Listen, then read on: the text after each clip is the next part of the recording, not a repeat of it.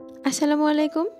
Bengali flavour with Sonia cooking চ্যানেলে সবাইকে আরও একবার স্বাগত জানাচ্ছি। আজকে আমি দুটি অসাধারণ ভর্তা রেসিপি শেয়ার করব। এই মাছগুলো দীর্ঘদিন ফ্রিজে রাখা ছিল আর কেমন যেন একটু সাদা সাদা হয়ে গেছে, আর সেই সাথে গন্ধটাও চেঞ্জ হয়ে গিয়েছে। তো আমি যেভাবে করছি, তো প্রথমে ভালো করে ধুয়ে নিয়েছি, এখন আবার লেবু আর লবণ দিয়ে মেখে 1-2 মিনিট রেখে দিয়ে ভালো করে ধুয়ে নিয়েছি। আর লেবু লবণ দিয়ে ধোয়ার পর কিন্তু মাছ দেখতে কিছুটা টাটকা লাগছে।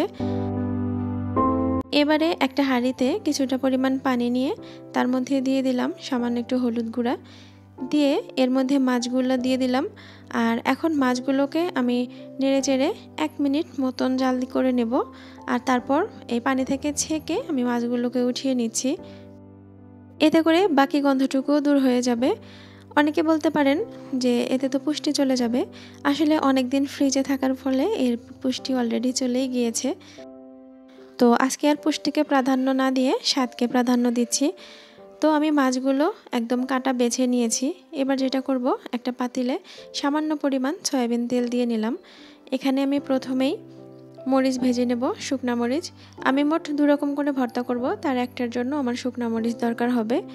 আর তারপর এর মধ্যে দিয়ে দিচ্ছি কিছু পেঁয়াজ কুচি। এখানে কিন্তু পেঁয়াজের পরিমাণটা একটু বেশি দিতে হবে। আর দিয়ে দিলাম রসুন, আর সেই সাথে কিছু কাঁচামরিচ।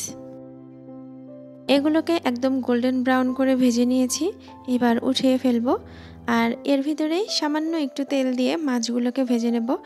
যেহেতু এখানে বিভিন্ন ধাপে তেল ব্যবহার করা হচ্ছে, তো সব কিছুতেই অল্প অল্প করে তেল দিতে হবে।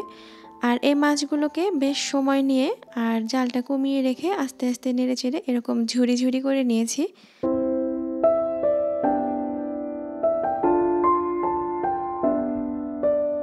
এবার এখান থেকে অর্ধেকটা পরিমাণ উঠিয়ে নেব।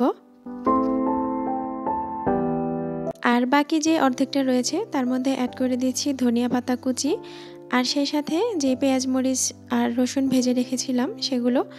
তো তারপর 1 মিনিট মতন ভেজে নামিয়ে নিয়েছি। আর এবার এগুলোকে ঠান্ডা করে হাত দিয়ে মেখে নিলেই হয়ে যাবে। রসুন এবং মরিচগুলোকে কিন্তু ভালো করে গালিয়ে নিতে হবে।